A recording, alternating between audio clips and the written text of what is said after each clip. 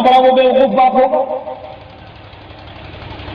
आपकी किताबों में आखिरी नबी की जो पहचान लिखी हुई है वो पहचान मोहम्मद रसूलुल्लाह में पाई जाती है, लेकिन आप उस पहचान को मान ही नहीं रहे और आप कह रहे हैं कि मुझे यही दिख रहा।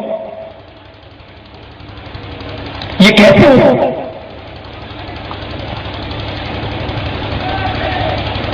श्रीमद् भागवत महान पुराण ये हिंदू धर्म की किताबों में से एक बहुत बड़ी किताब मानी जाती है और वेदों का ये व्याख्या खुलासा तफसीर है। जैसे कुरान की तफसीर होती है, तफसीर इब्न कसीर, तफसीर फला, ऐसे ही ये वेदों की तफसीर कहलाती है 18 पुराण।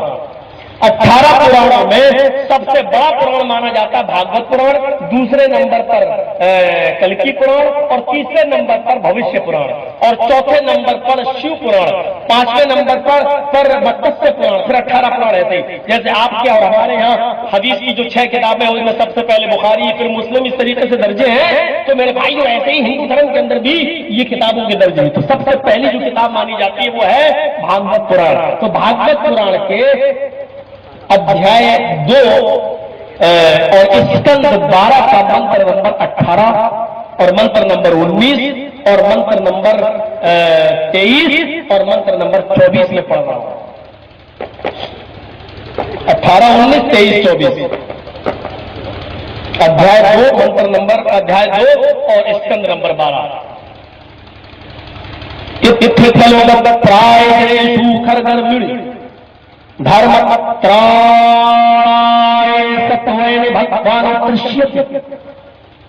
तथा संभल गिरा में सोत स्वाजी जात मंगलाचार्य बहुला पापिता विजित अश्वमा सुकुमारूहा देव जगतपति आसना साधत बनम सुकेश्वर्या गुणविता विचरन्न सुना छोड़े हैना प्रति मगुद निर्फलित छुटो यूनि कोटि सोनि हरिष्यति। ये 4 मंत्र मैंने आपके सामने पढ़े हैं।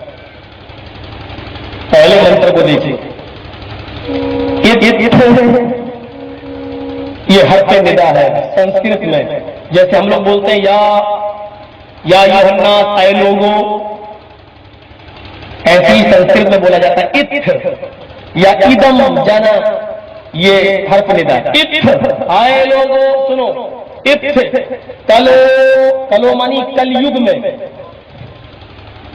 एक ऋषि आएगा, एक नबी आएगा, एक पैगंबर आएगा, कलयुग में आएगा। हिंदू धर्म में 4 युग है, ये तो आप सब जानते हैं ना, 4 युग। सबसे पहले सतयुग, फिर त्रेता युग, फिर द्वापर युग, फिर कलयुग। ये कलयुग चल रहा है। सतयुग में सब अच्छे लोग थे, एक भी गलत आदमी नहीं था, उसको कहते सतयुग। त्रेता युग कहते हैं उसको जिसमें सच्चे ज्यादा हो बुरे कम हो, यानी बुराई ने थोड़ा सा कदम रख लिया हो, कुछ गुनाह होने लगे हो, लेकिन फिर भी अच्छाई ज्यादा पाई जाती हो, बुराई कम। ये जमाना है त्रेता युग का। द्वापर युग कहते हैं जिसमें बुरे ज्यादा हो और अच्छे कम हो। त्रेता युग अच्छे ज्यादा युग, अच्छे ज्यादा हो बुरे कम। द्वापर युग बुरे ज्यादा हो अच्छे कम, और कलयुग जिसमें अच्छे हो ही नहीं, सब बुरे ही बुरे हो। त्रेता युग में कृष्ण जी आए, द्वापर युग में रामचंद्र जी आए, यही परंपरा है। सतयुग उसमें 4 ऋषि आए, जबकि एक भी नहीं आना चाहिए था। भाई जब सब सच्चे हैं और सब अच्छे हैं तो वहां जरूरत ही नहीं थी, लेकिन पुराण कहते हैं वहां 4 ऋषि आए, 4 अवतार आए। त्रेता युग में कृष्ण जी ने जन्म लिया, 3 ही रह गए, जबकि बुराइयों ने कुछ जन्म ले लिया। जब सब अच्छे थे तो 4 आए, जबकि एक की भी जरूरत नहीं थी, और जब बुराइयों ने जन्म लिया तो 2-4 बढ़ जाना चाहिए, 8-10 होना चाहिए, तो वहां 3 ही रह गए। और द्वापर युग में जब बुरे लोग ज्यादा हुए तो 2 ही रह गए, और कल युग में तो घोर अंधकार का दौर चल रहा है तो अभी तक आया ही नहीं है। ये गजीब ही हो रहा है, और ये सबको सोचने वाली, सबके लिए सोचने की एक जरूरत है, आवश्यकता है सबको सोचने की। त्रेता युग में कृष्ण जी आए, द्वापर युग में रामचंद्र जी आए, और कलयुग में अभी कोई आया ही नहीं, जबकि कलयुग में अंतिम ऋषि आ चुके हैं। محمد رسول اللہ آ چکے ہیں. ابھی بھوشیوانی سے پتا چلے گا. کل یگ میں گھبرائے تھوڑا سا زمانہ گزر جانے کے بعد جنیشو جب ساری جنتا ساری پبلک ساری عوام کھر مڑی جانوروں کی طرح ہو جائے گی, حیوان بن جائے گی, درندہ بن جائے گی, انسانیت ان کے اندر سے نکل چکی ہوگی اور حیوانیت نے قدم رکھ لیا ہوگا. سب سارے لوگ درندے بن جائیں گے. دھرمتائے تب دھرم کی رکشا کرنے کے لیے ستویں اور سچائی کو باقی رکھنے کے لیے بھگوان بھگوان اوتار بھیجے گا, اللہ رسول بھیجے گا, اللہ پیغمبر بھیجے گا. مجھے آپ لوگوں سے ڈر نہیں لگ رہا, آپ لوگوں کے مولویوں سے ڈر لگ رہا. صبح ہو کر کہیں چائے کی ہوٹل پہ یہ نہ کہتے ہیں کہ بھائی یہ لوگوں نے مولوی بلایا تھا کہ کوئی پنڈت بلایا تھا. یہ سلسلہ بہت گمبھیر ہوتا ہے. میں یہ وبال بہت دنوں سے میں بھگت رہا ہوں, لیکن افسوس یہ ہے کہ میں یہ کہہ سکتا ہوں اور مجھے فخر ہے یہ بات کہنے میں کہ تم نے اسلام کو محدود کر دیا ہے. جیسے کنویں میں مینڈک رہتا ہے اس کو یہی معلوم ہے یہی دنیا ہے. اور اللہ کا شکر ہے کہ رسول اللہ صلی اللہ علیہ وسلم کے مقام و مرتبے کو ہم نے بلند اس لیے کیا ہے کیونکہ ہم نے یہ ثابت کیا ہے کہ وہ سارے کائنات کے رسول ہیں, غیر مسلموں کے بھی نبی ہے, اور ہم غیر مسلموں کو بھی ان کا کھویا ہوا نبی دے رہے ہیں. ہمیں معلوم ہے کوئی چیز ان کو نہیں ملے گی, کل یہی ملے گی. یہ نہیں بولنا چاہیے تھا. اب مجھے ان سے سرٹیفکیٹ لینا پڑے گا کہ مجھے کیا بولنا چاہیے اور کیا نہیں بولنا چاہیے. میرے پیارے ساتھیوں تصور کیجئے, قرآن کی آیت بھی میں ملاتا ہوں. کل یگ میں گھبرائے تھوڑا سا زمانہ گزر جانے کے بعد جنیشو جب ساری کی ساری جنتا, ایک ایک شبد کی میننگ بتلا رہا ہوں, آسارام بابو جی بھی نہیں بتائیں گے, پول کھل جائے گی. بابا رام دیو بھی نہیں بتائیں گے, پول کھل جائے گی. کل یگ میں کچھ گزر جانے کے بعد جنیشو جب ساری کی ساری جنتا کھڑبڑ بڑی حیوان بن جائے گی, درندہ بن جائے گی, جانوروں کی طرح ہو جائے گی. تب دھرم کی رکشا کرنے کے لیے ستویں میں سچائی کو نافذ کرنے کے لیے بھگوان اور بھگوان اوتار بھیجے گا. انسانیت اپنی چادر اتار چکی تھی, لوگ حیوانیت کا لبادہ اوڑھ چکے تھے, انسانیت ختم ہو چکی تھی. عرب کی سرزمین پر, عرب کی دھرتی کی اوپر نظر ڈالو, انسانیت کا ڈرامہ نکل چکا تھا. لوگ جوا اتنا کھیلتے تھے, اتنا کھیلتے تھے. آج بھی مسلمانوں میں جواری ہے, ہم دوسروں کی بات نہیں کر رہے ہیں, مسلمانوں کی بات کر رہے ہیں. مسلمانوں میں جواری ہے, لیکن ابھی اتنے بڑے جواری نہیں ہے کہ اپنی اماں اور اپنی بہن تک کو جوئے پہ لگا. عرب کے اندر جوئے کی پوزیشن یہ تھی, ابن قیم نے زاد المعاد میں لکھا ہے کہ جب وہ دولت رقم ہار جاتے تھے تو مکان جوئے میں لگا دیتے تھے, اور مکان بھی جوئے میں ہار گئے تو وہ اپنی بیوی جوئے میں لگا دیا کرتے تھے, اور بیوی جوئے میں ہار جاتے تھے تو اپنی جوان بیٹی جوئے میں لگا. شراب اتنی پیتے تھے کہ دسترخوان پر کھانا رکھا جاتا تھا تو پانی کی جگہ ان کی بیوی شراب رکھا کرتی تھی. جیسے آج کا ماڈرن نوجوان دسترخوان پر کھانا کھاتے وقت پیپسی اور تھمس اپ کی بوتل رکھتا ہے, کولڈ ڈرنک کی طرح وہ شراب پیا کرتے تھے. کھاتے وقت لقمہ اٹک جائے تو وہ شراب سے لقمہ اتارا کرتے تھے. ہاں شراب پینے کچھ لوگ ایسے پیتے جو شراب اس نیت سے پیا کرتے تھے, نیت بھی اچھی تھی کچھ لوگوں کی کہ ہم ایسے غریبوں میں مال لٹائیں گے تو ہمیں تکلیف ہوگی کہ میرا مال خرچ ہو رہا ہے. کچھ لوگ شراب اتنی پی لیا کرتے تھے کہ شراب کے نشے میں وہ اپنی دولت بے تحاشا غریبوں میں اور مسکینوں میں لٹایا کرتے تھے. لوگ اور جوا بھی کچھ لوگ اس مقصد سے کھیلا کرتے تھے کہ ایسے پیسے دیں گے تو تکلیف ہوگی, نہیں میرا بہت پیسہ جا رہا ہے. جوئے میں اگر ہم غریب سے ہار جائیں گے تو ہمیں تکلیف نہیں ہوگی کہ ہار گئے. مقصد ان کا یہ تھا, جوئے میں فائدہ تھا, شراب سے فائدہ تھا؟ پورا قرآن پر جائیے، قرآن کریم نے جوئے اور شراب کے فائدے کا انکار نہیں کیا ہے۔ عرب کے لوگ جوا اور شراب کھیلا کرتے تھے، پیا کرتے تھے، لیکن قرآن نے جوئے اور شراب کے فائدے کا انکار نہیں کیا ہے، بلکہ اس کے گناہ اس کے فائدے سے بڑھ کر بتایا ہے۔ اور کیا کہا ہے؟ اسمھا اکبر من نفعہما، شراب اور جوئے کا گناہ ان کے نفع سے زیادہ ہے۔ قرآن نے یہ نہیں کہا کہ شراب پینے کا نفع نہیں ہے، شراب پی کر تم غریبوں میں دولت لٹاتے ہو یہ نفع ہے، شراب پی کر جوا کھیل کر تم غریبوں میں مال لٹا دیتے ہو یہ فائدہ ہے، لیکن شراب اور جوئے کا گناہ اس کے فائدے سے بڑھ کر۔ قرآن نے فائدے کا انکار نہیں کیا ہے، لیکن ہم اور آپ شراب اور جوا کھیلتے اور پیتے تو معاف کیجیے گا فائدے کے لیے نہیں بلکہ اپنی ذاتی پیاس بجھانے کے لیے۔ مسند احمد کی کے اندر یہ واقعہ ہے کہ ایک صحابی نے شراب پی لی تھی۔ یہ اس وقت کی بات ہے جب شراب حرام نہیں ہوئی تھی، اور وہ آیا اور شراب کے نشے میں دھل ہو، شرابی تو شرابی ہوتا ہی ہے، وہ تو نالی میں بھی گر پڑے گا تو سمجھے گا کہ ہم زمزم پی رہے ہیں۔ شرابی کی عقل ماری جاتی ہے نا، وہ گندے پانی میں گڈر میں گرا ہو چاٹ رہا کتے کی طرح پانی چلا، اور اسی کو سمجھے گا سمجھے گا زمزم پی رہے ہیں۔ نریندر مودی گزر رہے ہو، شرابی سڑک پہ پڑا ہو، بات کے نوتے رہے شرابی تو یہ سمجھتا ہے نہیں سمجھتا۔ شراب کی سب سے بڑا شراب کا نقصان یہ ہے کہ شرابی اپنے سے بڑا کسی کو سمجھتا ہی نہیں ہے۔ ابو طالب نے جب شراب پی رکھی تھی، بخاری شریف کی روایت ہے، اور شراب کے نشے میں گانے والی گانا گا رہی تھی تو اس نے جوش میں چڑھا دیا۔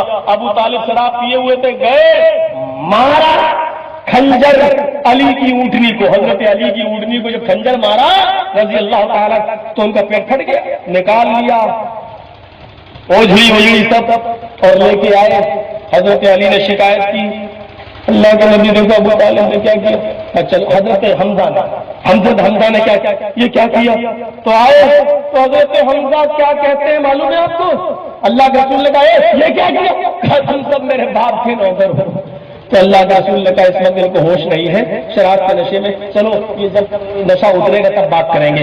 یعنی شرابی شراب کے نشے میں جب دھت ہوتا ہے تو وہ رسول کو رسول نہیں سمجھتا ہے، عالم کو عالم نہیں سمجھتا ہے، بزرگ کو بزرگ تسلیم نہیں کرتا ہے۔ شراب کا سب سے بڑا نقصان یہ ہے کہ یہ بڑے بڑے کی تمیز کھو دیتی ہے۔ آپ شرابی کو دیکھیے، شراب کے نشے میں آیا، اپنی ماں بہن کی گالیاں دے رہا ہے، اپنے باپ کو ہی ماں بہن کی گالیاں دے رہا ہے، اپنی بہنوں کو الٹا سیدھا کہہ رہا ہے، کیونکہ شراب نے اس کی عقل خراب کر دی ہے۔ ارے صحابی نے شراب کے نشے میں اپنی بیٹی کا ہاتھ ہی پکڑ لیا، بیوی نے دھکا دے کر چھڑایا، یہ کیا کر رہے ہو؟ لیکن اس کو پتا ہی نہیں شرابی ہے، شراب کے نشے میں دھتے، چھوڑایا، کمرے میں بند کیا۔ جب نشہ اترا تو بیوی کو پیٹنا شروع کر دیا۔ بعد میں کہا تم وقت مجھے بند کیوں کیا؟ کہا آپ نے شراب پی تھی اس لیے، وہ تو میں روز پیتا ہوں۔ کہا زیادہ ہی پی لی۔ ارے کبھی زیادہ کبھی کم، یہ تو چلتا رہتا ہے، میں ناپ کے پیتا ہوں۔ کہا اتنی پی لی کہ شراب کہ بیٹی اور بیوی میں فرق نہیں کر پائی۔ کہا بیوی کیا کہہ رہی ہے؟ اس صحابی کا بیان ہے، اے اللہ یہ میری بیوی کیا کہہ رہی ہے؟ آج میں نے اپنی بیٹی کا ہاتھ پکڑ لیا، یہ زمین پھٹ جاتی اور میں زمین میں دھس جاتا، اب میں کون سا چہرہ لے کر اپنی جوان بیٹی کے سامنے آؤں؟ پھر کہا بیوی تم گواہ رہنا، اللہ کو حاضر ناظر مان کر کہتا ہوں کہ آج کے بعد شراب ہاتھ نہیں لگاؤں گا شراب کو۔ نوجوانوں، جب یہ شراب حرام نہیں ہوئی تھی اس کا نقصان صحابہ کرام دیکھ کر ہمیشہ کے لیے چھوڑنے کی قسم کھا لیا کرتے تھے، اور جب اس شراب کی حرمت کا اعلان تمہارے نبی جناب محمد رسول اللہ نے اپنی زبان سے کر دیا تو اے نوجوانوں پھر ہمیں اپنے نبی کی بات مان کر اس کو کتنا چھوڑنا چاہیے؟ اور اللہ کا رسول ثم اس کے بعد سب سے بڑا گناہ کون سا ہے؟ کہا اللہ کے رسول شرک کے بعد سب سے بڑا گناہ، دیکھیے پوچھنے والا ہٹا نہیں، کہا اس کے بعد سب سے بڑا گناہ کون سا ہے؟ تو مائی سب سے بڑا گناہ اس کے بعد کون سا؟ اللہ کے نبی نے فرمایا اپنی اولاد کو اس طرح سے قتل کر دینا کہ بڑے ہو کر میرے ساتھ کھائے گی. مارو اس کو بڑا ہو کر میرے ساتھ کھائے گا, پتہ نہیں کمائے گا کہ نہیں کمائے گا, مار دیا. اس زمانے میں لوگ پیدا ہونے کے بعد مارتے تھے, اس زمانے میں لوگ ماں کے پیٹ میں مار دیتے تھے. اور خاص طور پر مسلمان 4 لڑکیاں پہلے سے موجود ہیں, 5واں بیوی کا حمل ہے. ڈاکٹر صاحب ذرا چیک کریے الٹرا ساؤنڈ پر, پیچھے سے 500 روپئے بڑھا بتا دو کیا لڑکا ہے کہ لڑکی ہے. پتا چلا لڑکی نہیں چاہیے, 4 لڑکیوں کا جہیز ہے نہیں, اس کے لیے کہاں سے لا. بخاری شریف کی روایت ہے, جو بچے ماں کے پیٹ میں مار ڈالے جاتے ہیں بلا کسی عذر کے, اگر ماں اور بچے کو خطرہ ہو اور دونوں میں سے ایک کو بچایا جائے تو ایسی صورت میں سارے علماء کا اتفاق ہے کہ ماں کو بچایا جائے گا, بچے کو نہیں. لیکن بلا کسی عذر کے, بلا کسی بیماری کے, بلا کسی ہے کوئی صرف اس لیے کہ جہیز نہیں, یہ کوئی عذر نہیں ہے. جو بچے ماں کے پیٹ میں مار ڈالے جاتے ہیں, اللہ کا نبی فرماتے ہیں قیامت کے دن ان بچوں کو اللہ زبان دے گا, ہاتھ دے گا, پیر دے گا. جا یوم القیامتی معلقا بین ثدیہ, قیامت کے دن وہ بچہ اس حال میں آئے گا کہ اپنے ماں کی پستان سے لٹکا ہوا ہوگا, اپنے ماں کی چھاتی سے لٹکا ہوا ہوگا. وہ یقول, جب اللہ تعالیٰ کہے گا بول, کیا بولتا, تجھے کوئی شکایت ہے کہ نہیں, تو وہ ماں کی پستان چھوڑ کر اللہ سے شکایت کرے گا, کہے گا یا ربی ہذہ امی قتلتنی, اللہ یہ میری ماں ہے جس نے دنیا میں مجھے مار ڈالا تھا, اللہ یہ میری ماں ہے جس نے دنیا میں مجھے قتل کر دیا تھا. وہ اپنی ماں کی پول کھولے گا اور یہ کہے گا اللہ یہ دنیا میں میری نہ بنی, تو اس کا نہ بن, اے اللہ یہ دنیا میں میری پرورش نہ کر سکی, تو جنت میں تو اس میں داخل نہ کرے, یعنی بیٹا اور بچہ اپنی ماں کو جہنم میں لے جائے گا. اس نے پھر پوچھا اے اللہ کے رسول, اولاد کو قتل کرنے کے بعد سب سے بڑا گناہ کون سا ہے؟ دیکھیے بڑے بڑے گناہوں کو آپ ختم کر رہے ہیں. ثم آئی, اس کے بعد سب سے بڑا گناہ کون سا ہے؟ فرمایا ان تزاری حلیلۃ جارک, اپنے پڑوس میں رہنے والی عورت کے ساتھ زنا. آپ لوگ زیادہ عقل مند ہیں, کئی مسئلہ نہ نکال لینا. پڑوس میں رہنے والی عورت کو منع کیا ہے, دوسری عورتوں کے ساتھ صحیح ہے. بڑے بڑے منطقی لوگ رہتے ہیں. پڑوس کی عورت کے ساتھ زنا اس لیے منع کیا ہے کیونکہ پڑوس میں گھر جیسا معاملہ ہو جاتا ہے. میری بیٹی آپ کے گھر جا رہی ہے تو آپ اس کو بیٹی کی طرح سمجھ رہے ہو, آپ کی بیٹی میرے گھر آ رہی ہے میں اس کو بیٹی کی نظر سے دیکھ رہا ہوں, آپ کی بہن میرے گھر آ رہی ہے میں بہن کی نظر سے دیکھ رہا ہوں, میری بہن آپ کے گھر جا رہی ہے تو آپ اس کو بہن کی نظر سے دیکھ رہے ہیں. لیکن جب اتنے قریبی رشتے کو تم دار کر سکتے ہو تو اور دور کے لوگ تم سے کیسے محفوظ رہ سکتے ہیں؟ فرمایا یہ بڑے گناہوں میں شامل ہے کہ تم اپنے پڑوس کی رہنے والی عورت کے ساتھ زنا کرو. اور ایک حدیث کے اندر تو اللہ کے رسول صلی اللہ علیہ وسلم نے کہا اجتنبوا السبع الموبقات, 7 ایسی چیزوں سے بچو جو تمہیں ہلاک کر دیتی ہے. صحابہ نے پوچھا وہ کیا ہے؟ فرمایا الشرک باللہ, اللہ کے ساتھ دوسرے کو شریک کرنا. دوسرا آپ نے فرمایا والسحر, گنتے رہنا 7 چیزیں, میں کسی کو بھی کھڑا کر کے پوچھ سکتا ہوں, اور جس کو نہیں جو نہیں بتا پایا اس کو بھگا دوں گا. تم سننے آئے تو ناٹک کر رہے ہیں.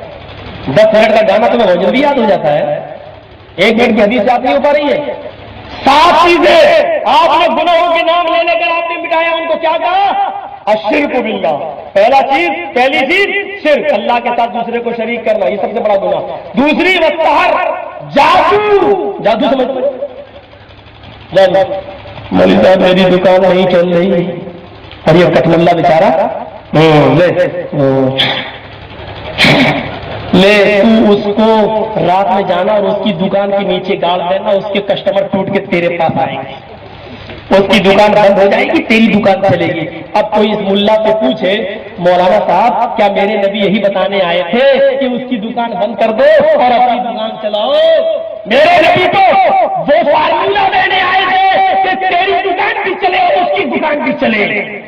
کسی کی دکان کو بند کرا کے اپنی دکان چلوانا یہ کون سے نبی کی تعلیم ہے؟ اور دوسرے کی دکان کو برباد کرنے کے لیے پچھلی یامن کر کے کہیں انڈا بھر کے دے رہا ہے, کبھی تعلیم اور جنڈے کہہ کے دے رہا ہے. تو مولوی نہیں پڑھنے لگنے کا پاکھنڈی ہے, یہ لفظ مولوی کی توہین ہے. اس مولوی کو مولوی کہنے والا خود مجرم ہے جو رسول اللہ کی تعلیم کو اس طریقے سے سریعام اٹھاتا ہے. میرے نبی لیا ہے ملی صاحب ابھی چاہیے پریشانی کیا ایک لڑکی سے محبت ہو گئی. ارے تو شادی کر لے, پرابلم ہے. کہا کیا پرابلم ہے؟ ہم لڑکی کا باپ تیار نہیں ہے.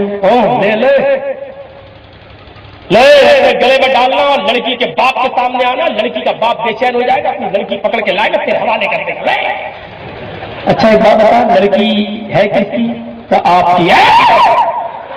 کیا کیوں مولانا صاحب دوسرے کے بیٹے کے لیے آپ پڑھ کے رہنے کے لیے تیار تھے, اور آپ کی بیٹی کی جب بات آئی تو آپ نے چیز کر کہا میرے نبی تو فرماتے ہیں جو اپنے لیے پسند کرو وہی دوسرے کے لیے پسند کرو.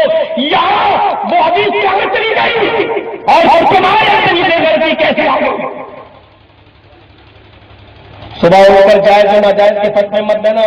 میں جائز و ناجائز کا فتویٰ دے کے نہیں جا رہا ہوں, میں صرف یہ کہہ کے جا رہا ہوں کہ میرے نبی اس لیے نہیں آئے تھے کہ کسی کی دکان بند کرائیں اور کسی کی دکان چلائیں, کسی کے کسٹمر توڑیں اور کسی کے کسٹمر بڑھائیں. میرے نبی اس لیے آئے تھے کہ سب کی دکانیں چلیں, سب کو رزق حلال ملے. اور آپ نے دعا بتائی کہ وہ دعا پڑھتے رہو, اللہم اغفر لی وارحمنی وہدنی وعافنی وارزقنی.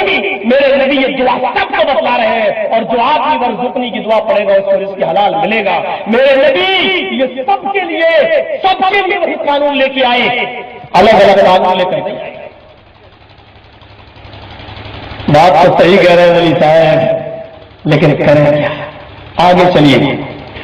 دو چیزیں ہو گئی, شرک, دوسری چیز جادو, وقتل النفس اللہ کے حرم اللہ الا بالحق, اور تیسری چیز ناحق کسی کو قتل کرنا. ناحق قتل کرنے کا مطلب اگر کسی نے کسی کو قتل کیا ہے اور اسلامی قانون ہے آپ کے یہاں تو بطور انتقام کے اس کو بھی قتل کیا جائے گا, یہ جائز ہے. لیکن ناحق کسی کو قتل کرنا, بلا کسی جرم کے قتل کرنا, یہ تیسرا گناہ ہے. شرک, جادو, قتل النفس, ناحق کسی کو قتل کرنا. تین. چوتھا وَأَكْلُ الرِّبَا, سود کھانا. بیاہ 1,00,000 روپے لے لے, 3,000 روپے مہینہ مجھے دیتا ہے. جب میرا پیسہ واپس کر دے گا میں تیرا جو ہے 3,000 روپے لینا چھوڑ دوں گا. یا بینک میں جمع کیا 1,00,000 روپے 6 سال میں دگنا ہو گیا. فرمایا جس نے سود کا 1 درہم کھایا, 1 درہم, اس نے 36 مرتبہ اپنی سگی ماں کے ساتھ زنا کیا. یہ اس لیے کہا ہے 36 مرتبہ, اور ایک حدیث میں تو 70 کا بھی لفظ آتا ہے, اور ایک حدیث میں 99 کا بھی لفظ آتا ہے. میں کم سے کم والی روایت پیش کر رہا ہوں آپ کے سامنے, اس لیے کہا ہے کیونکہ اس میں انسان اپنے غریب بھائیوں کا خون چوستا ہے, اور اسلام کو کسی مظلوم اور مجبور آدمی کا خون چوسنا بہت بڑا گناہ ہے. ہم کسی کی مجبوری کا فائدہ اٹھا رہے ہیں. یہ پتیاں جو چلتی ہے نا, جو آج کل پتیاں ڈالی جاتی ہیں, 1,000 روپے 20 آدمیوں نے مل کے ڈالی, اب وہ بکتی ہے. مجبور آدمی ہے 5,000 روپے میں خرید لی, 20,000 کی پتی 5,000 روپے میں خرید لی, اس کو 15,000 مل رہا ہے. 5,000 روپیہ وہ 20 کینڈیڈیٹ میں تقسیم ہو رہا ہے, اور لاسٹ آدمی آخر میں اٹھاتا ہے. اور یہ کمائی کھانے والے بھی اپنی ماں کے ساتھ زنا کرتے ہیں. مجبوری میں پیسہ اٹھا رہے ہیں, مجبوری کا, اور وہ آدمی مجبوری میں خریدتا ہے یہ چیز مجبوری میں, کیونکہ ہمیں مشین لگا, ہمیں 15,000 دے دو, ہم 20 میں دیں گے, ہر مہینے 1,000 دیں گے. ہاں اگر قرآن راضی ہوتی ہے, جس کا نام نکلے اس کو پوری رقم دی جا رہی, وہ صحیح ہے. لیکن بیچی جاتی ہے یہ اپنی ماں, اور وہ بھی سگی ماں کے ساتھ, اور وہ بھی 36 مرتبہ زنا کے برابر. ارے کہو میں نہیں کہہ رہا ہوں, یہ وہ ہستی کے الفاظ ہے جس سے بہتر کائنات کے اندر کوئی ہستی پیدا ہے, جناب محمد رسول اللہ صلی اللہ علیہ وسلم. وَأَكْلُ الرِّبَا, چوتھا جرم سود. 5واں وَأَكْلُ مَالِ الْيَتِيمِ, یتیم کا مال ناحق طریقے سے کھا جاتا. وتولی والذهب، چھٹا گناہ سب سے بڑا، میدان جنگ میں ہم لڑ رہے ہیں لیکن دیکھا دشمن زیادہ، ہم ہار جائیں گے اور چٹنی بن جائے گی، چپکے سے بھاگ پیٹ دکھا کے بھاگ جانا میدان جنگ سے، جہاد کا میدان چھوڑ کے بھاگ جانا۔